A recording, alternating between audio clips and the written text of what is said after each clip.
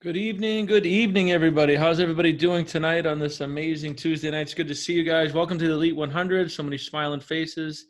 If you guys can, if you could turn your cameras on, it's always good to see everybody in real time, no matter what's going on, what part of the world you're in. I know Josiah's over there in Mexico. Got people chiming in from everywhere. Awesome, guys. Yeah, Brian, your camera's on too. Oh, how rude. That's hilarious, as I'm reading the riot act. No comments. No comments. Keep it quiet over there in the peanut gallery. Weren't you the one who called me 7 years old last week? Awesome, guys. Well, as always, I love to start, especially for new people, start with a little bit of meditation to just kind of let go of the day and come to this group. Again, a mastermind is where you come to give, right? It's the impression of increase. And by the natural laws of cause and effect, you don't have to worry about getting. So with that being said, who wants to give and read the mastermind principles?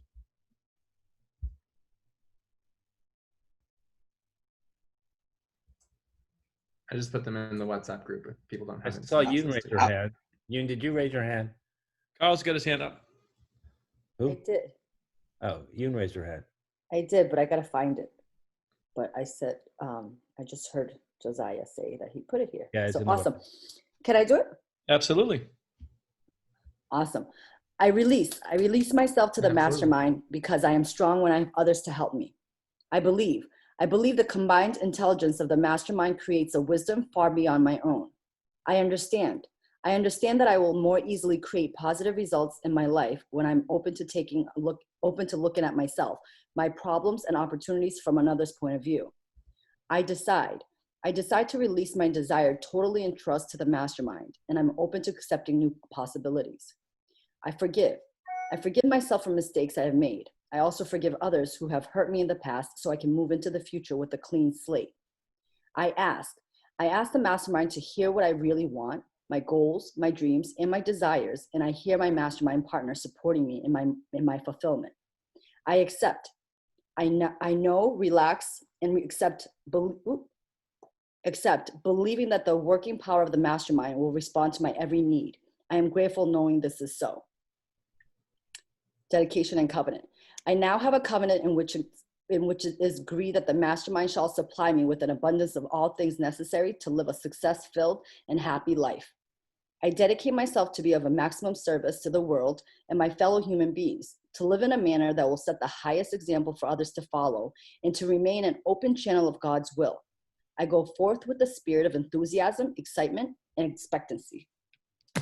Amazing. Thank you for that, Young. You always love to use the same principles that the forefathers used, right? It's a matter of coming together with helping each other grow and really become the higher, fuller expression of ourselves. So we're going to do something a little different today, guys. We got a couple of, benefits to the group and a fun thing coming up instead of doing content. And I want to ask Luke and Michael to unmute themselves and just talk a little bit. These guys are very, very well versed in the world of crypto investing, and having this as sort of another strategy, right? Another piece of the puzzle. You don't ever want your eggs all in one basket. So I just invited these guys to come on. This is not anything of theirs. It's not a fund. It's not anything they're benefiting from. It's just something that they're doing at a high level that I wanted to bring education to the team. Take it, leave it, harvest the good, forgive the rest. But Michael and Luke, if you guys want to unmute yourselves and just, give these guys a little overview of one of the strategies you guys use, and maybe how to participate, some of the vehicles. I don't know if you guys are using Trezor wallets or what wallet you're using, or what website or institution you guys are buying and selling through. Yeah, Michael, if you want to go really quick, I was going to get on the charts and actually show where some good buying opportunities were. And I'm logging onto my computer. Cool. I'll give you permission too there, Luke. Yeah, so I'm in no way, shape, or form a master at this stuff. You know, it's a lot of this is very technical, and you can get lost down a rabbit hole if you really want to go into it, especially with Chainlink. So I really kind of stick to about 4 different coins. I don't know if everyone's familiar with how this all works, but cryptocurrencies are in coins, right? Obviously, they're not actually real. They're on the blockchain network. So everything's decentralized. I stick to 4 different coins: Bitcoin, Ripple, Chainlink, and Ethereum. So those are the biggest, most popular and well-known coins. They're also the ones that have the most applications. And they're the ones that are going to be around for a while. There's hundreds and hundreds of coins, but as you get into the smaller ones, you're getting into more higher risk type of things. So I stick to these, and I keep everything simple, just like I do, you know, with, I don't know if any of you guys do like index funds or anything like that, just steady dollar cost averaging, you know. And so with coins, let's say Bitcoin, Chainlink, and Ripple, which is XRP, if you guys are looking it up, I put in money every single day. That's bought every single morning, 30 days a week, 365 days a year. So I ride the wave up, I ride it down. So it doesn't matter. I mean, today, all the coins went down a couple percent, but you know, earlier this month they shot up.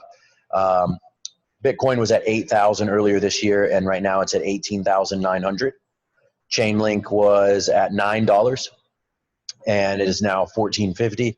And Ripple was 22 cents a couple of months ago. It's now 62 cents. So, you know, Luke and I have both had a pretty big year investing in this. And, you know, this is where the future of currency is heading, especially with Bitcoin.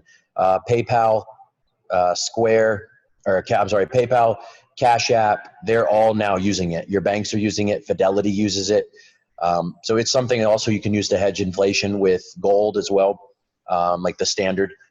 I don't know how much you guys know about this stuff, so I don't want to go like, you know, too deep into what all of it is, but I think the best strategy is to get involved. Even if you don't know too much about it, you could put a couple $100 in here, a couple $100 in there, and just have something for later on, because this is only going up. It doesn't go down, right? I mean, fluctuates, has ebbs and flows, but it's only going up over time.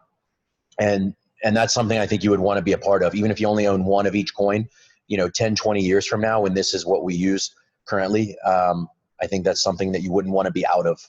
I think it's not something you would want to have a regret on, when you could easily put a couple $100 in. So I put that as a small investment. I mean, even if that's 1% of your net worth, that's something to diversify, right? I don't think putting all your eggs in one basket is how it goes. And, you know, with inflation coming and how much we've been printing out dollars, you know, Bitcoin is something great to put your money in. Yeah, so I want to be clear too, just for you guys. I mean, you know, we're not, this is just something to look at, right? It's information. We're not investment advisors. We're not saying you need to do this. This is certainly not the first place you put money, but everybody here, the whole point is we're building excessive wealth, right? And we're having different channels. And as we grow and grow and grow together, it's important to diversify, and it's important to at least look at some of these things. And like I said, these guys are doing this as part of a core strategy. It's a low risk strategy. And I think the overall message here is really like what Michael's doing and what Luke's doing is they put a little bit in every day. It's set up on autopilot. And that way it's more of a dollar cost averaging approach. You're not trying to time it. You're not trying to play the market. You're really just putting, you know, if you understand where blockchain and these coins are going, it's just going to, like Michael said, it's volatile, but it's going to go nowhere but up over the long term. I have some info on both of our Bitcoin and Chainlink right here on my computer. If you guys want, I can try to drop that into the WhatsApp group to give you a little better idea. Why don't you do that? I'm looking over here at the chat. So John, you asked, you know, how do you buy it? So you would buy it on an exchange, kind of like the stock market, right? You would buy it through a brokerage. So this, you know, Coinbase is actually the easiest, the most simple one. It's probably the most popular as well. You just go on there and it's just like buying a stock. It's really no different. And then you would put it into a wallet. So Coinbase will hold it for you. But let's say you buy $100 worth of Chainlink or $100 of Bitcoin. You can leave it on Coinbase and it's fine. But if you put it into just a digital wallet, you can get 5% interest on it. So the wallet that I use is called Nexo, NEXO. And it's 5% for almost every single coin. That's something I mean, even if you have $1,000 in there, you're making 5% on it. You know, it grows over time. And of course, as the coins go up, they go up in the wallet as well. Another thing too, I meant to mention this to Brian. I don't think I did. There's a coin called USDC. It's just the US dollar coin. Okay. It's not tied to the market. It's not tied to anything. It is just the US dollar. And it's just the coin version. So it's the exact same. I mean, it's just like a high yield savings account. And if you go and put it in Nexo, you will get 8% interest on your money.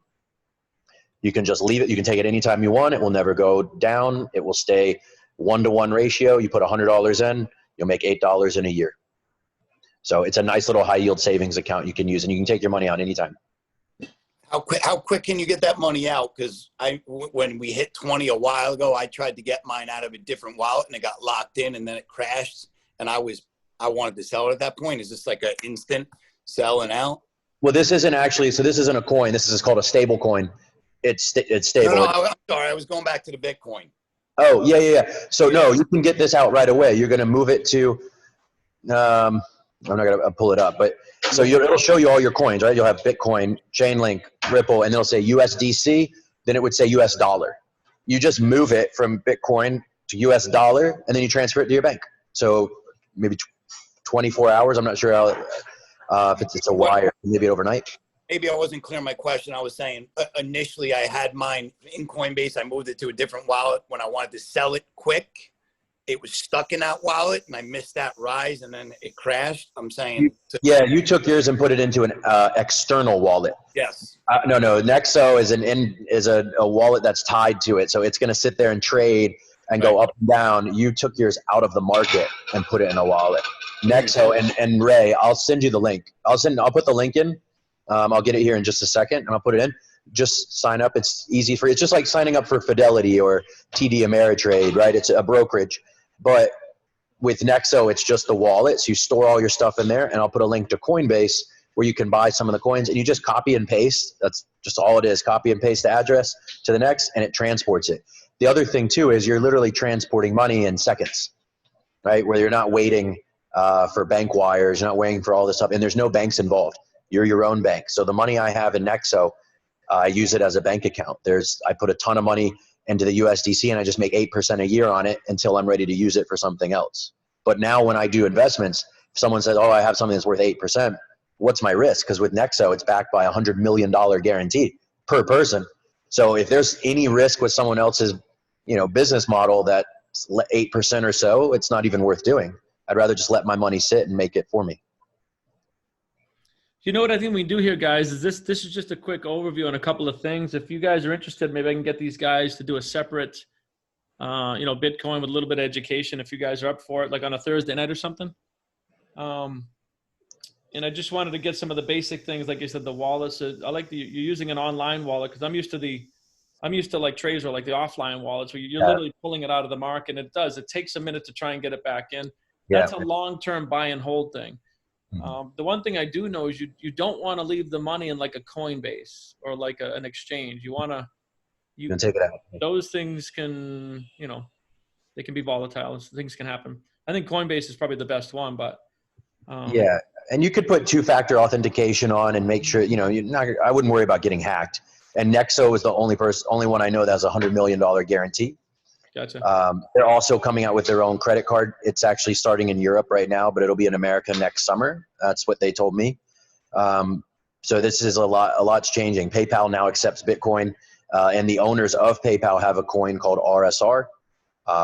So there's a lot of stuff going on, and there's a lot of hedge fund managers that now invest in Bitcoin with their clients' money. So that's why Bitcoin went up in the past month, is because of PayPal, Fidelity, and a bunch of billionaire hedge fund managers saying that they keep 10% of their wealth in Bitcoin now. Mm-hmm.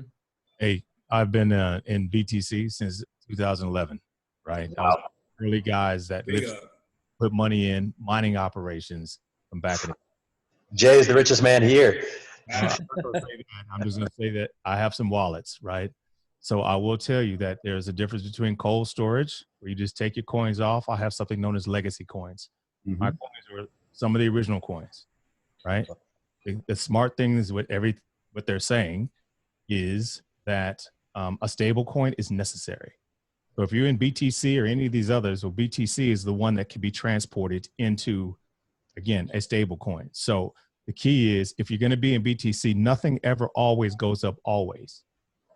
It will go up, as you can see right now. But those of us that were in BTC in 2017 and saw that 19 plus rise, right? And then a week later, that thing was done at 12. And then obviously 18 months ago, it was at 3,500. Right? So if you weren't in a stable coin and you didn't have that, so consider stable coin to be a safe haven for your BTC. Right now, really, 50% of your BTC position, based on the rise that we have right now, it would not hurt you to put 50% of your number in your stable coin right now.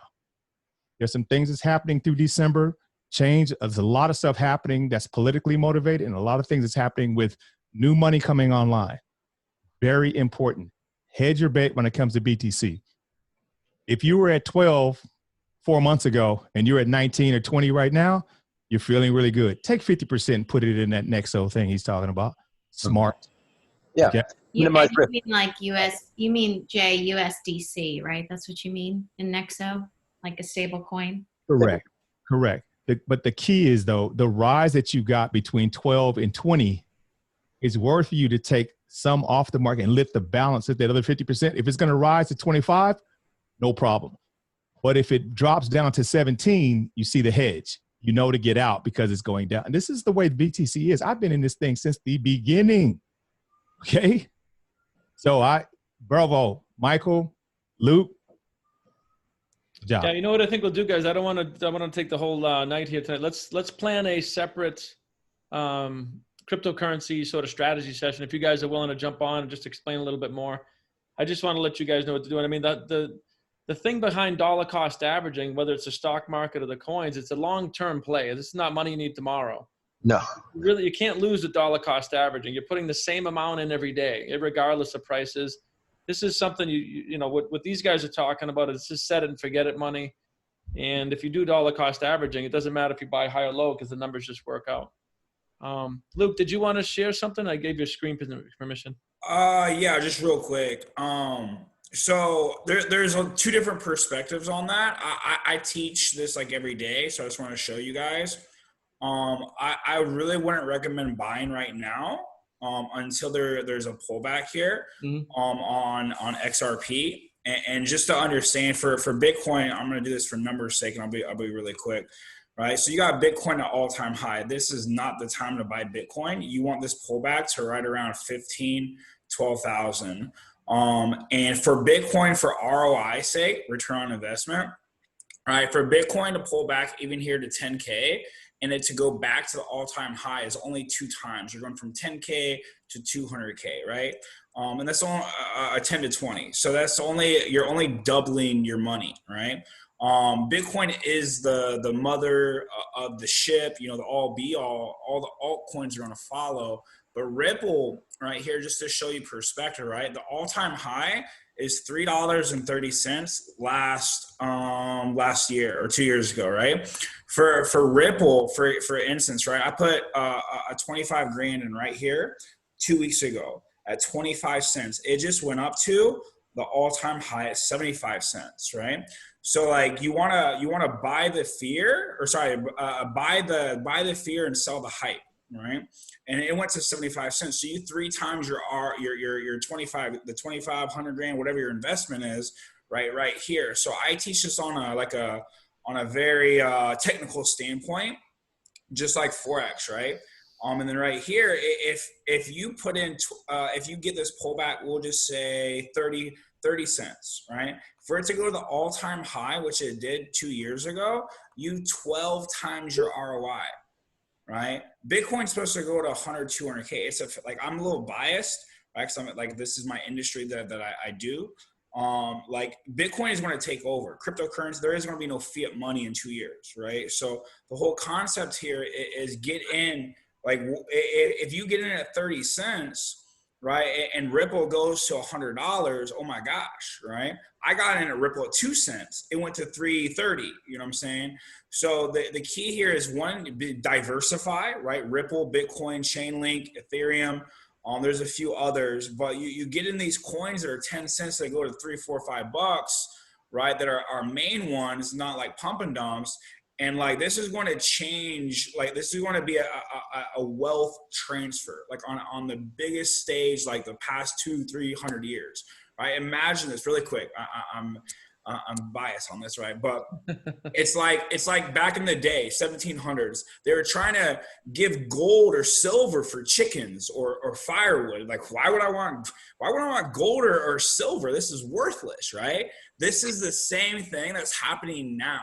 Why, like a $100 bill, it costs 12 cents to make. The people put the power in the dollar bill. It's 12 cents to make, and the ROI is $100. The people put the power in Bitcoin. The whole concept of Bitcoin is to get away from the third parties, to get away from the government, right? So it's its own entity and its own asset. So I could go on for a whole another hour, but like I teach this on a high level, so like it's my industry, so I'm excited about it. But no worries. I think it's clear that we definitely want to have a sidebar.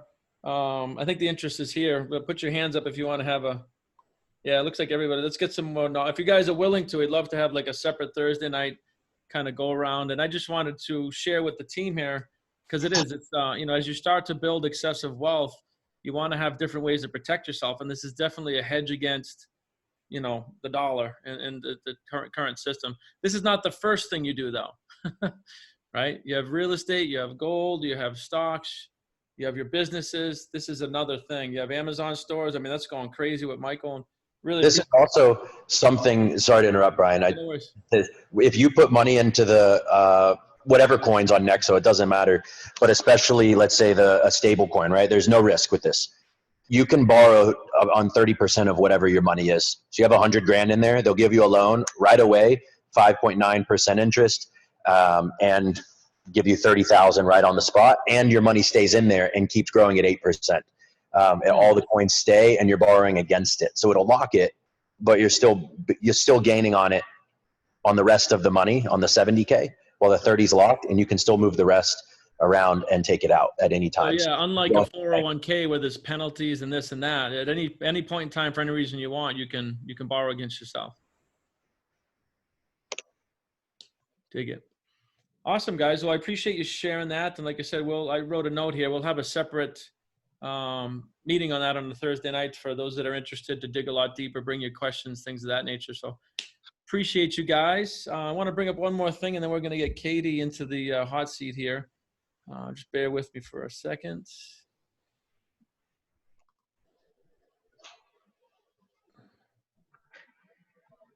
Hey, Brian, while you're looking that up, can we say something real quick? Sure. I just want to pop the champagne for Phil for his movie that's coming out. I tried to watch it today, and whoever else had a win, Tim and I had some big money flow in today, so we're popping champagne for anybody who had a win today, and I'd love to share that with you. I love it.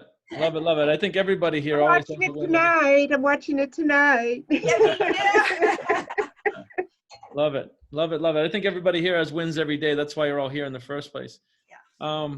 Guys, I sent an email out earlier, and you're probably wondering what the hell it was. So there's a little bit of an opportunity here. And again, we'll just take a little bit of time. If anybody has any interest in what we're talking about, just get with me after this, because I want to get to Katie here. There's a reality TV show based on entrepreneurs. It's not like a mainstream HBO, Netflix thing. But the last time they did it, they got 5 million views. There's some availability for exposure. The idea is they're getting entrepreneurs from all over the world to come together in teams and solve world problems like world hunger, cancer, education. There's a whole list of them. I sent you all an email earlier. I just want to play the quick 2-minute trailer here now. And what this really is, it's a chance to get exposure for your businesses. They're going to do some high-level filming and broadcasting. So like it's going to be in the Miami football stadium. It'll be, it's in June. Madison and I are both doing it, plus some other people we know. and you're coming together to a reality show for 4 days, and you're grouping together and you're competing against each other, solving some of these problems. And actual companies get formed here. The networking itself, I'm just going to network, and I'll probably leave with more, a bunch of clients. But there's an opportunity here. So I wanted to just play this. And can you guys see the screen here? Yeah. Cool. I'll play this real quick.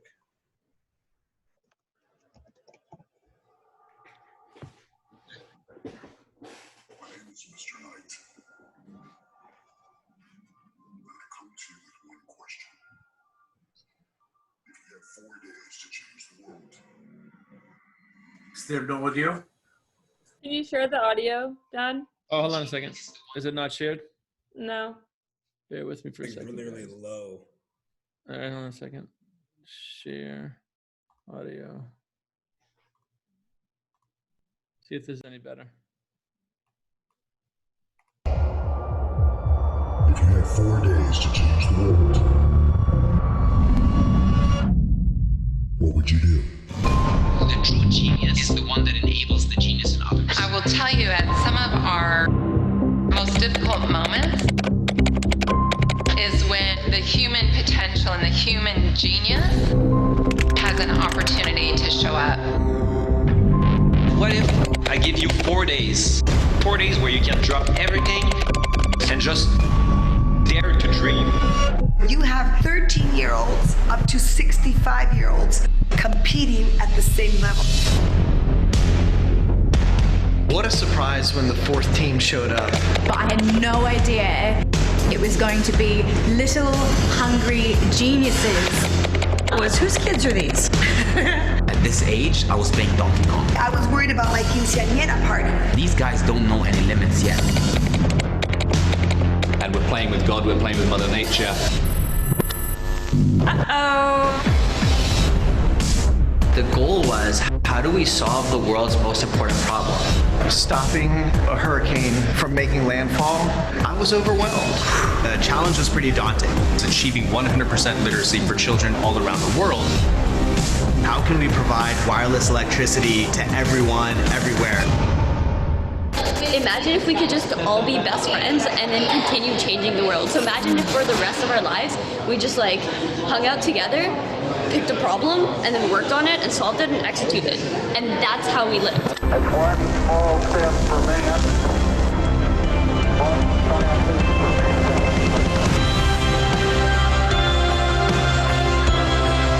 My heart is really in this. If you have passion, you got drive, and you've got a mission, anything is possible. This was about solving some of the world's most pressing issues, the issues of our time. Who doesn't want to get on board with making the world a better place? We're challenging each other in the best way possible. That doesn't mean that they're going to win this competition. Awesome, we're done. Perfect. The true genius is the one that enables the genius in others.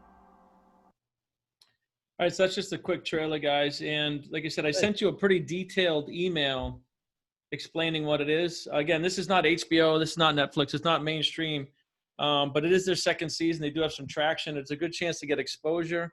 It's a good chance to get professional quality filming of you, clip-its, things for social media, exposure.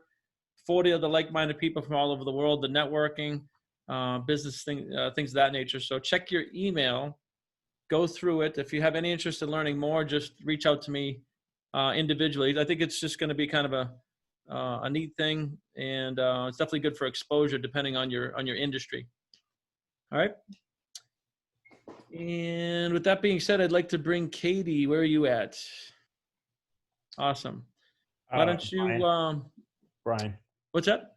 I remember you were going to just mention about. Oh yes, thank you so much. Yeah. No, before we bring Katie up, guys, I want to bring some clarity to some of the newer people. If you're new to the group, or if you haven't studied thinking and results, some of you are studying thinking and results for the first time, but then you hear us talking about lead the field. And I just wanted to bring some clarity. You know, we're always in mindset content together. And one of the prerequisites for this group is to go through thinking and the results. So some of you are going through that now. and then the rest of us are in lead the field. I don't want you to get confused by that, because we're going to go through these programs over and over and over again. It's all about the spaced repetition of content. So I don't want you to feel disconnected or out of the loop. If you're in TIR, stay in TIR twice a day, every day, 6 months, right? Don't worry about lead the field. They're going to be going back through it. So I want to bring some clarity to that. And also, if you're in lead the field right now, we're switching to lesson 5, which is destiny in the balance. All right. So to new month, if you're in lead the field, switch to, every day for the whole month, destiny in the balance, and we'll keep masterminding in that content. Does anybody have any questions as far as that goes, the content? Because one of the core things we're doing here, and again, this is not grade school, you got to hold yourselves accountable, right? With the content. Do you have any questions on either thinking results or lead the field, or what you're supposed to be doing? Good. Everybody good? Good. Awesome. Yeah, I just want to bring some clarity. Thanks for that, Phil. Awesome. Katie, why don't you, just bring everybody up to speed, a little bit of your background, and more importantly, where do you want to go, and what do you think, we can do to help you? All right. Awesome. So my name is Katie. I go by Katie, the Mortgage Lady. I do residential mortgages in Massachusetts and New Hampshire. I've been in the industry for about 7 years, and I'll do about 65, 70 million in loans this year. So I'm looking to grow my team. I am looking to leverage the relationships that I have with partners in this industry, and really try to work together and help grow each other's business. So I've been really struggling with my C-type goal, because I feel like I haven't even touched the tip of the iceberg yet. It's just, I haven't even scratched the surface. So every time I come up with a goal, I'm like, it's just not big enough. So I'm really struggling with putting a finite goal together on where I want to be. And I know that's probably hindering where I'm going to get if I don't focus in and figure that out. Kind of where I'm at. No, that's good. So I've known Katie for a while. Her and I are good friends, and we've been working together for a bit. And, she's one of the top mortgage brokers in the entire country. She's doing really well, but it's really off of the strength of herself for the most part. She has a team, but there's no leverage to it. So what she's really looking to do, if I understand this correctly, is duplicate herself, and, what's next and how do you grow? But, a C-type goal, Katie, and Phil will echo this, it's what do you want? This is the thing I think that most people miss about what we're doing here, because right away it's like limiting beliefs come in or mechanics come in, right? So that's what you want to go to. And lesson 1 in thinking results is it's really, what do you want? Honestly, I want to make more of me, because I want to help other people be successful. And if I could have 100 of me, I'd be helping people build their futures. I'd be helping so many clients. And really that's kind of where I want to be. I want to be able to build other people up to where I am now, so that I can grow even more. Well, that's perfect. So you said, if I'd like to build 100 of me, that's a perfectly viable, I don't care if nobody in the history of the world's ever done it, that's irrelevant. Right. If you want to build 100 of you, like one of my goals is to have, if you guys know Bob Proctor and his whole structure, he's got his VP of sales is a Raj Vasugi, and they do well. So, my goal is to have 10 of him, right? Leading 20 people each. We're talking, instead of a 20-person sales team, 200. So nothing like that in the history of this type of business has ever been done, but that's what I want. This is one small piece of one small company and a part of a bigger picture. So if you want to duplicate yourself times 100, you got to, number one, accept it, and then fall in love with it. And then I think the people here can help you grow and scale and leverage. Just a couple more qualifying questions, then I'll open it up. So you're in Massachusetts. Do you have the ability to go national? Yes, I would just have to get licensed in those states. Okay. Do you have some target states? This is kind of similar to what Patrick was doing. Do you have some target states? Yep. So next year I'll get licensed in Florida, Connecticut, Maine, Vermont, Florida, Connecticut, Maine, Vermont, and Rhode Island, and New York. So pretty much New England and Florida. Okay. Is your prime prospect already a successful mortgage broker that you want to recruit from? Or would you No, want to be train honest, I somebody up? would love to build from the ground up, someone who just like has that special something. I actually am working with one of my clients. She just was such an amazing client. I said, you know, if you ever want to get into mortgages, let me know. And she's like, actually, I've always thought about it. So she's getting licensed right now. And that's what I want. I want people who have that drive and just want to fall in love with what they do. Okay. What would you say your first geographical area of scaling is? Probably the New England states. Okay. So what I would ask people here is to just open up your hearts and your minds. And I mean, what type of person would this be? They literally don't need any banking skills or. No, someone who's, has good organizational skills, but it would be someone who's willing to take the risk to be kind of like 100% commission. So a self-starter who's willing to learn underneath me, who I can help like build their relationships in their area with their local realtors, to get to know the products that are available, the different housing authorities and the programs to build their marketplace. Gotcha. Well, I know some of you guys here are realtors and you have access to realtors. And just so you know, like I said, one of the things about Katie, why realtors love her, is she gets a lot more loans than the average person over the line. Very, very high ratio of successful loans. That's a big thing in the real estate world. So if anybody here has real estate ties or access to realtors or friends that are realtors in New England, just understand realtors are always looking for brokers that can make the deal happen. And she's, I would say top 10 in the country. Is that inaccurate? I would think. Sure. I know who the top one is, and you're not. Yeah. You're in that same league.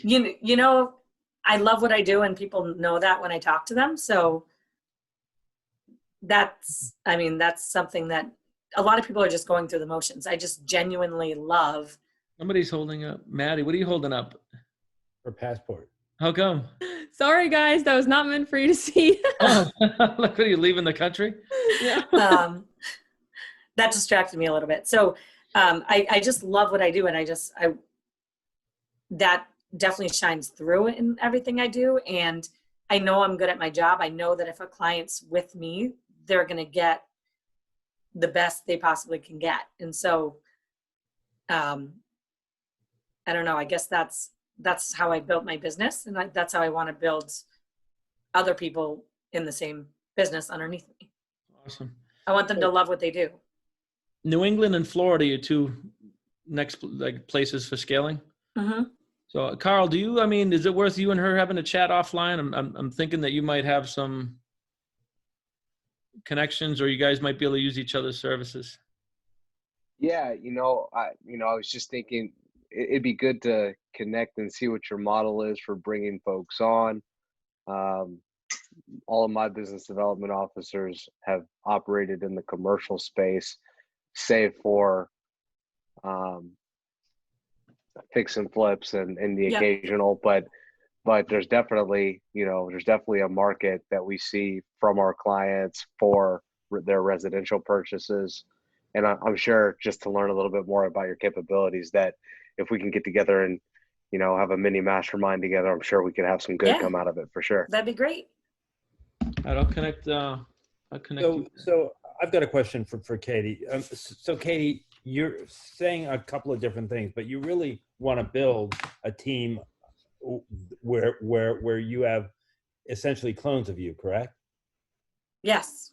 And so are you doing that with a person now or people now? I have a new hire starting in February, and then I have someone who's getting licensed right now who will be my first, the person, which she has no experience. The other person's very experienced. So I'm working on that right now. A team of two to start with over the next, 3 months? Yep. February. And I have a background team. So I do have people more in operations on my team, but I'm looking to build the loan officer portion. Right. Okay. So you've got 2 and you want to have 100. Mm-hmm.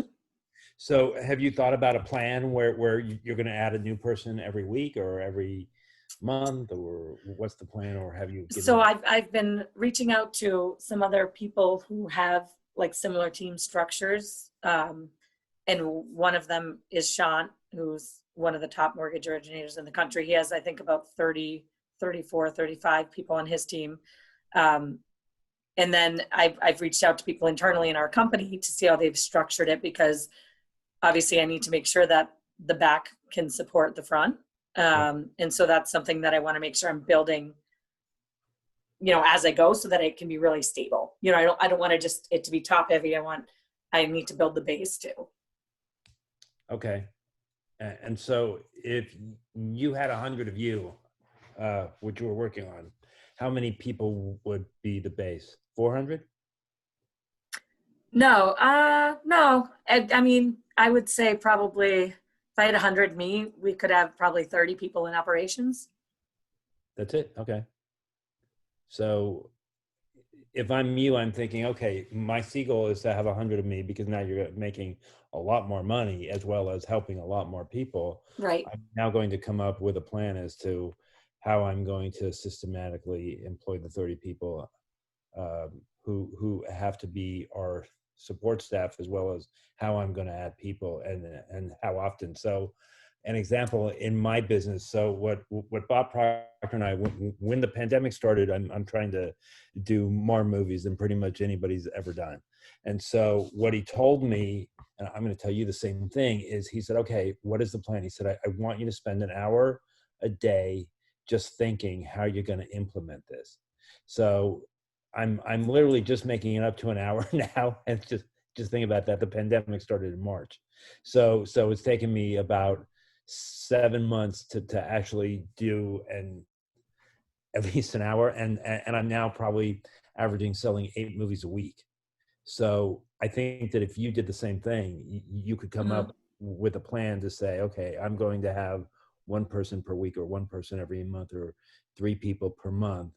And I'm going to make sure the support staff is there, because our business is very much alike in that, you know, I've got all these movies and television shows that I have to do, but it doesn't mean shit unless I've got, you know, a great staff who's you know, in the back room, you know, as right. you call it. So it's the same thing.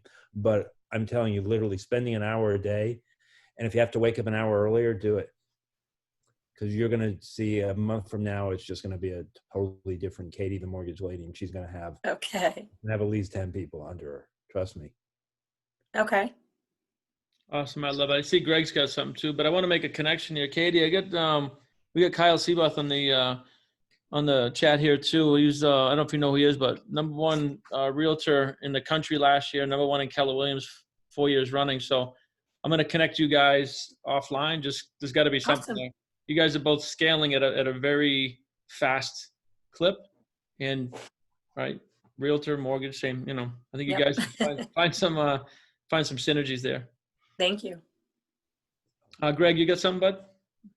No, I guess my question for Katie would be how prepared are you to locate, train, and develop, you know, these 100? You know, I think that would be kind of a systemization process. It's like you have the kind of that training in place internally.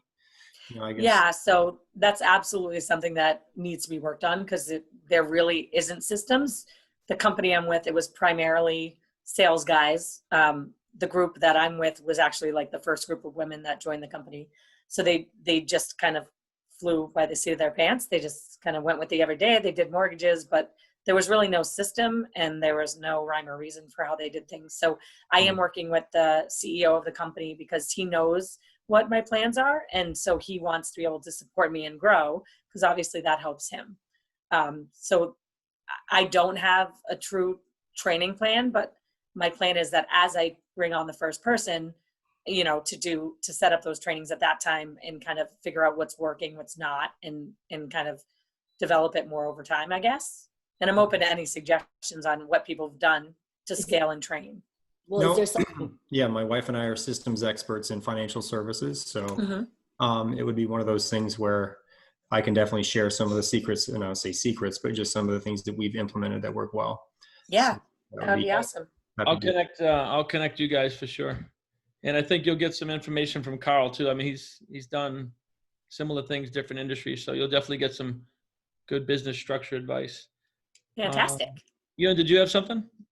Well, I was just gonna say that, like, is the CEO working alongside you to help with the whole training and systems implementation? Because you almost need that person to kind of control that. So you're looking for talent. And then one thing that I would highly recommend, if you don't know already, is what personality type, as far as like a DISC or some type of an assessment that you can preliminary give, so that way you know, not only do you feel their energy and you feel like that person that you can mold, but they also have that natural behavioral characteristic that you need. Yeah, there is an assessment that I've been giving. I gave it to the person I hired a year ago, and then to the person who's coming on. I forget what it's called, but it's a lot more in depth. It's like way beyond DISC. I forget what it's called.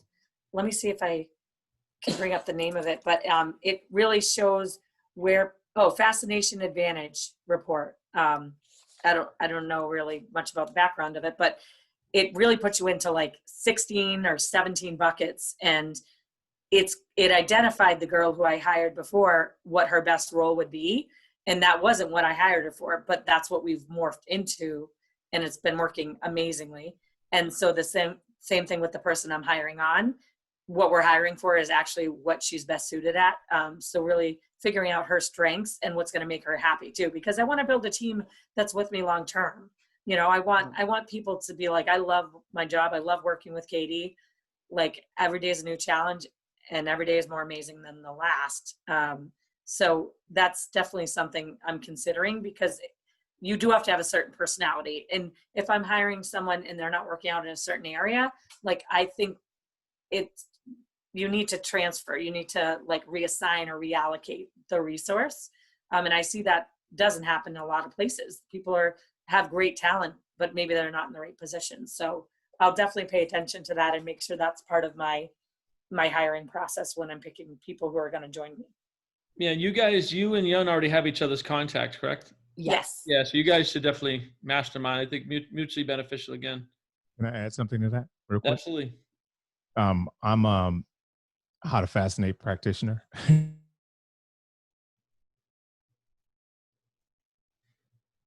Yep. You know, it is a thing, and for everybody. And in fact, if you're doing that, and you can, you know, maybe there was a Thursday when you can actually bring that tool, because when you understand your advantage, your A and your B, and you understand your disadvantage, you spend less time leading into your disadvantage and more time practicing on your A and B. It is magic. So sharing that. I love that. I saw you nodding your head and doing the goosebumps. So Katie, just so you know, I mean, Luke, Michael, Greg, there's probably a few more people down. They're already all down in Florida too. So when you go to move in that direction, there's resources there. I know we get a ton of resources here in Texas.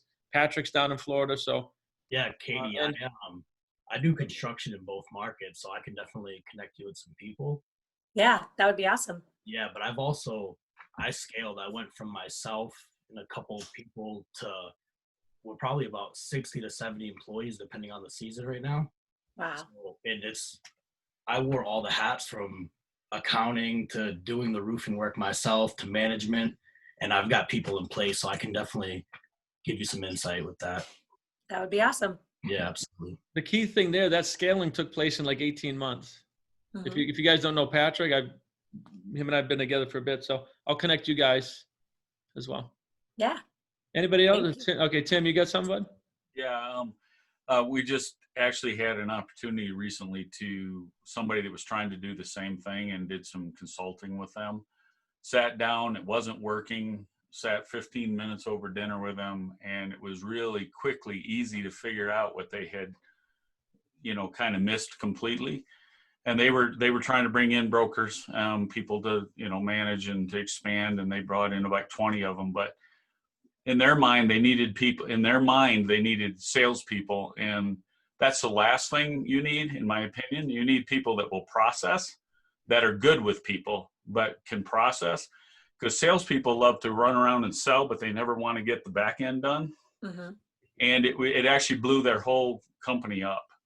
Wow. Because they thought they wanted people that could sell. Well, you don't have to sell giving people money. Right. It's a total misnomer. People will get in line to get money if you're giving it out. And so you need people that will process it, get the right information, do it in a timely manner, go the extra mile and do it pleasantly and, you know, with good context. The other thing is, you said you want to have 100 people like you. Did you take the test and find out what that 100 person looks like? Did you take the test to find out what you look like, so you know who you're looking for? And then as you, and for everybody on here, if you're trying to scale it all, there's a classic book by a man named Michael Gerber called The E-Myth. It's all about systems and processes. It's a classic. It's a short book, absolutely worth it for everybody here. One of my favorite all-time business books. Tim, can you put the name of the author in the chat? Yeah, I'll do that. And so you need to, if you want 100 of you, you need to spend some concentrated time figuring out what you actually do instinctively without even thinking about it, because you're going to need to train and hire that person. Yep. And usually you think, and you don't want to try and build a company by finding the top people that instinctively do everything, because that's a small fraction. You want to find the people that you can train, systematize, educate. So you really want to study your best example, which is you. You know, if you could pull off the numbers you have, you want 100 of you. What is you? What do you do that's unique? What do you do that's different? How do you follow up and follow through? How do you greet and meet and work with people? And then what is your personality profile? If you're going to use a personality profile and I'm trying to be you, well, don't I need a bunch of people that meet that profile? So it's just kind of going backwards a little bit from what we think. We usually think we need great salespeople, but in your industry, we don't have to sell giving away money. Yep. So my Agreed. thought. No, that's Thank really, you. really, I took some notes on that myself for my company as well in that book. Yeah. And I'll connect you guys too, so you have each other's contact as well. And Thank Brian, can I add one quick thing? Absolutely. So I was going to bring up the E-Myth because your story actually reminds me of the story they use in the E-Myth. So I love what Tim was saying. And there's a line in there that we base really everything that we do off of. In that book, there's one line in there that says, if the system is built for the person with the lowest level of skill, if the person with the lowest level of skill can follow that system, it's a good system.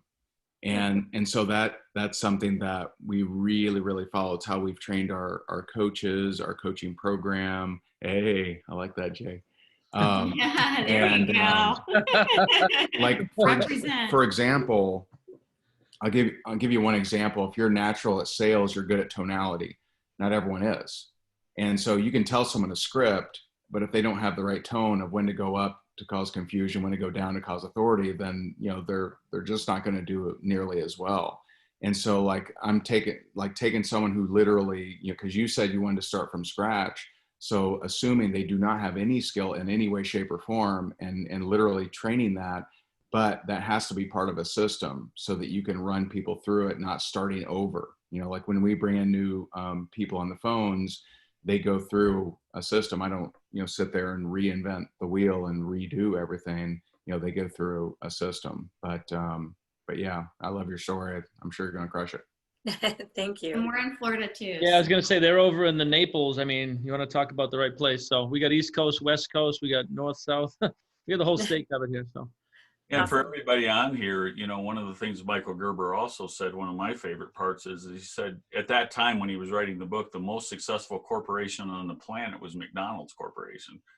And he said, think about it. They built the most successful corporation on the planet by employing teenagers, handicapped individuals, and retirees.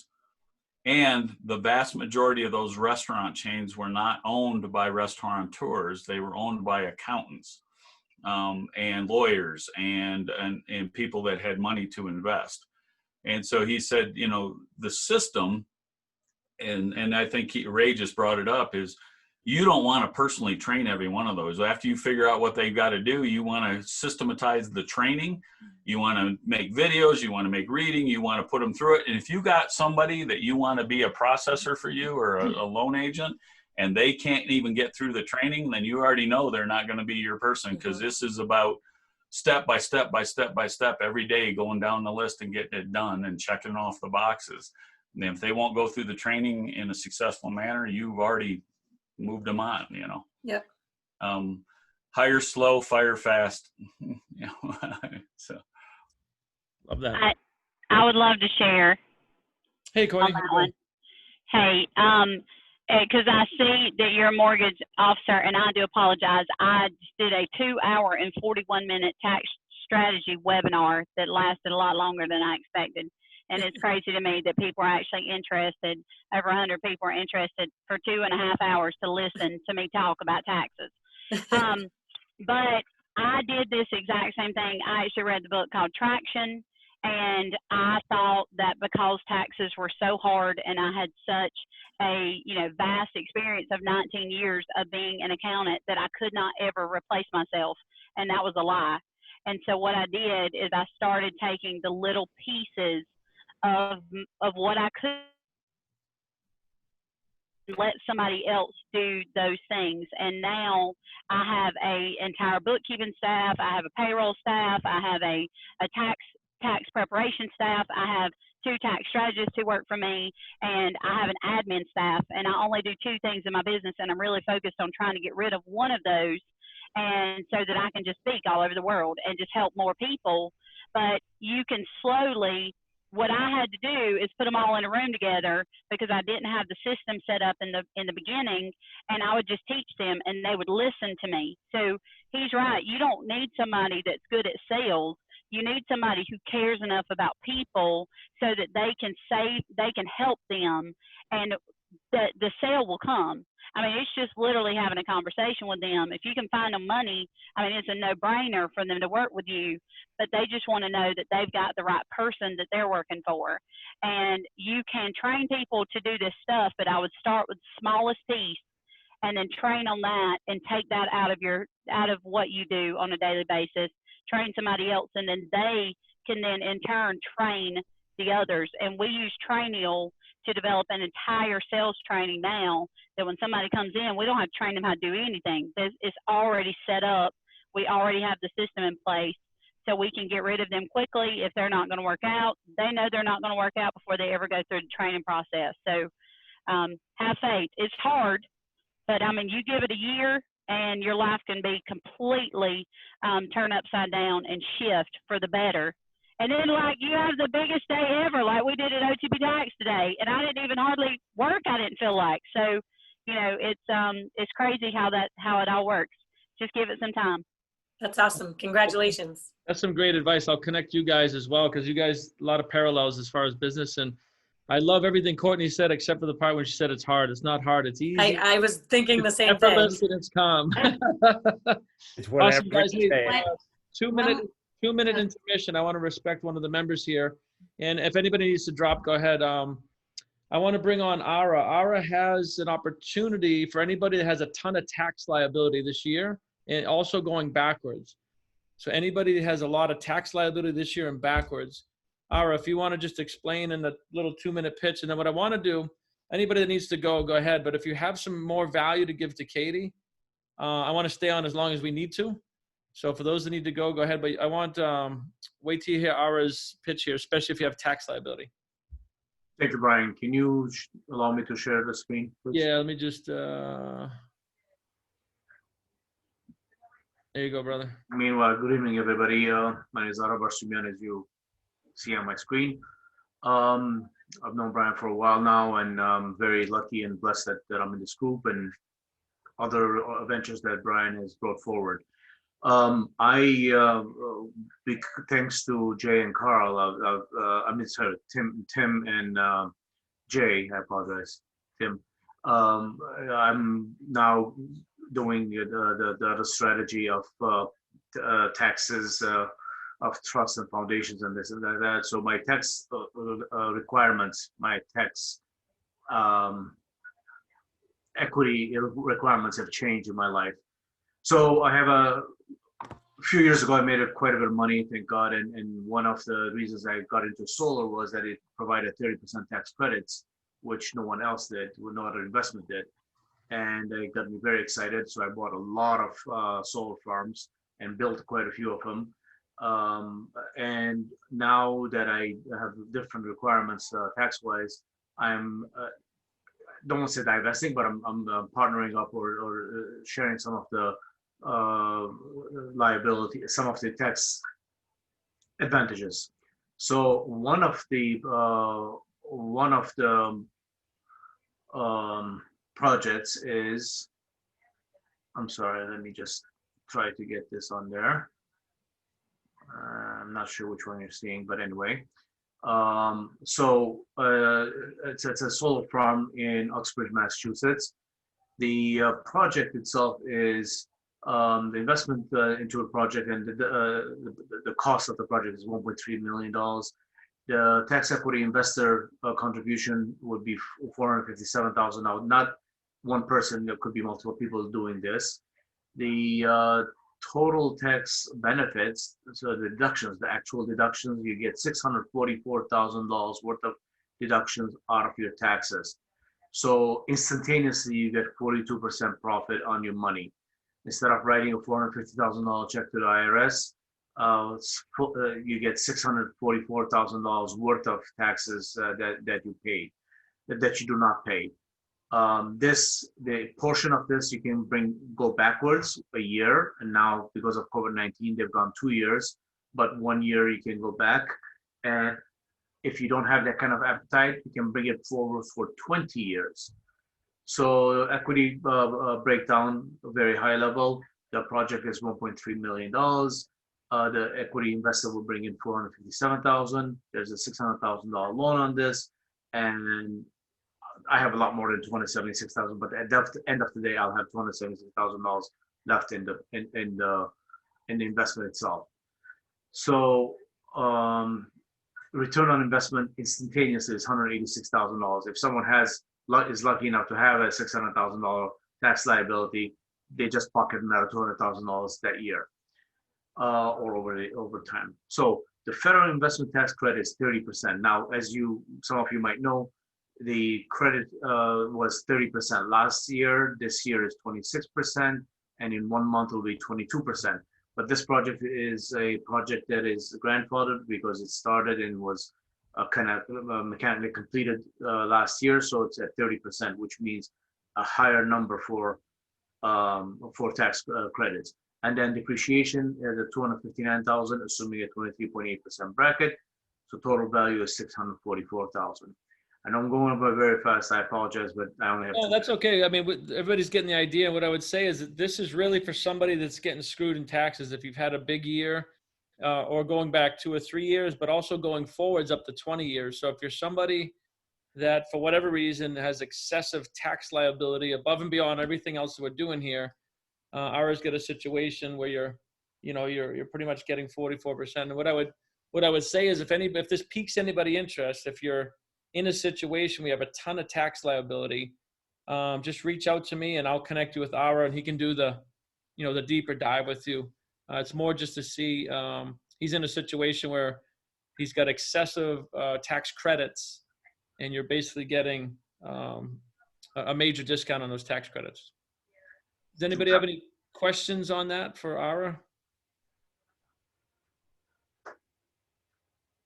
I mean, I actually have quite a few questions for Ara, because I think that we might find ourselves in that position. I'll connect you. I'll connect you guys. Yeah, cool. Perfect, Phil. I figured you might, Phil. And listen, anybody you know too, right? It's not just you guys. Who do you know? If you know somebody, if somebody had a lot of property sales, or they sold a company, or they just really had an excessive going a couple years backwards, or if they're forecasting forwards and you're spinning off a lot of income that if you're not set up in the trust strategies yet, or whatever that looks like for you or people just reach out to me and I'll connect you to Ara, and Phil, I'll connect you guys. Right. 2 more sentences, if I may, please. Sure.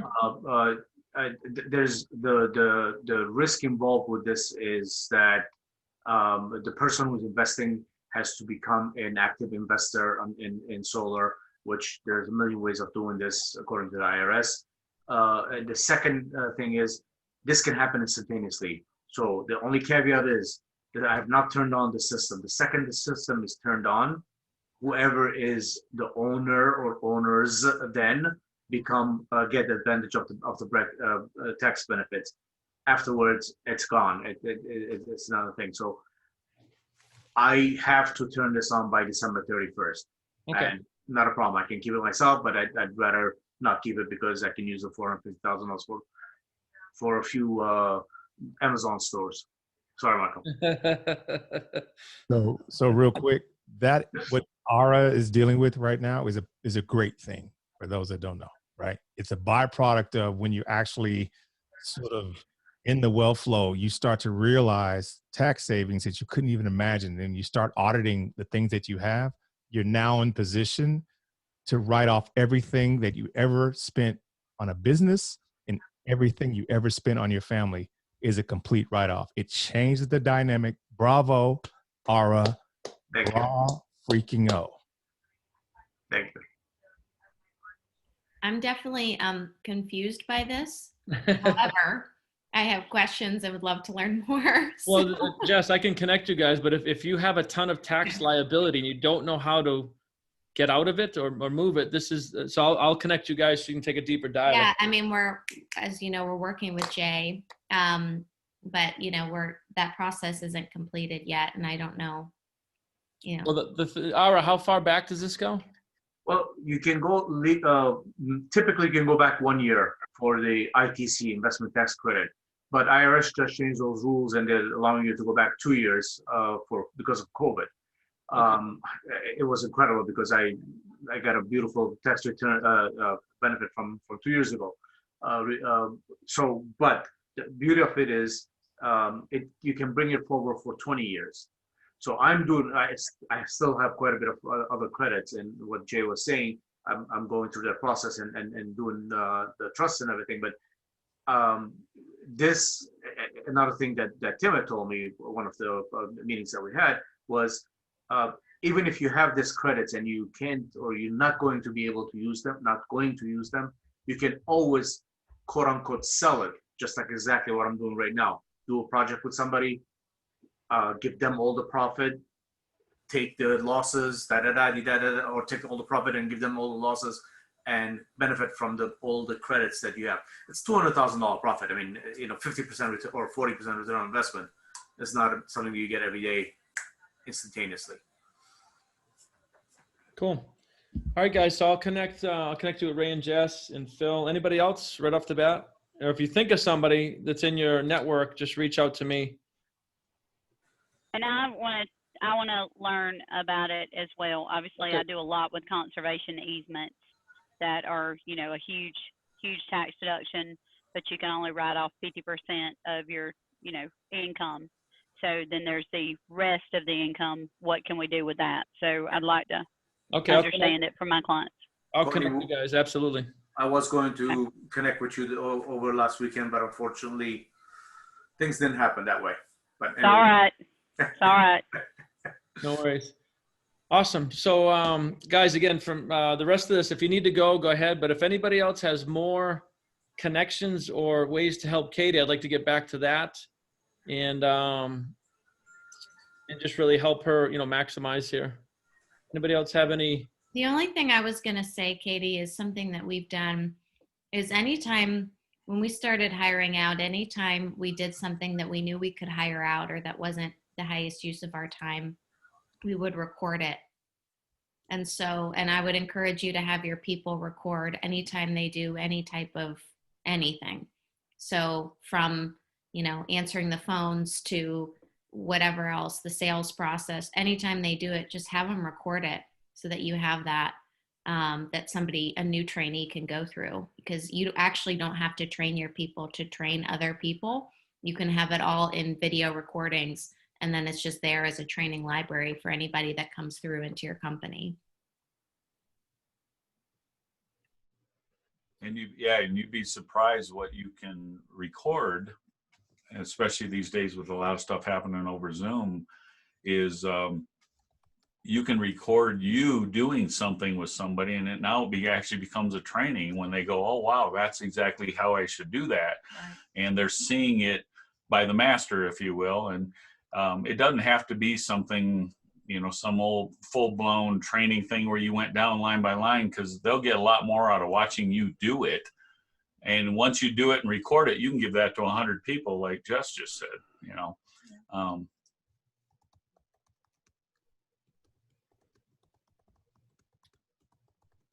Amazing, amazing. A lot of good advice tonight, huh, Katie? I got half a dozen people. I'm going to connect you right after this. You guys will see the text going off. Anybody else have anything to help out Katie? Again, when you go to Florida, there's at least half a dozen people here that can help you connect there for sure. So awesome. Alrighty. Amazing, guys. Well, I appreciate everybody here. A lot of fun things tonight. We'll do, I took some notes. We'll do a cryptocurrency deeper dive on like a Thursday or something specifically for that, only for those who are interested. If anybody's here in the TV show Exposure, just reach out to me and get you connected with the producer. And they interview and they'll explain everything. And if it's a fit, great. If not, no big deal. And then I'll connect everybody that I said I would connect. Perfect. Amazing, everybody. I appreciate Sounds great. Appreciate everybody pouring the love into Katie. I think there's a lot of value coming out of that. And until next week, be well and God bless. We'll see you soon. Thanks, everybody. Thank you, everyone. Thanks, everyone. Great meeting. Bye. You. Cheers. Thanks.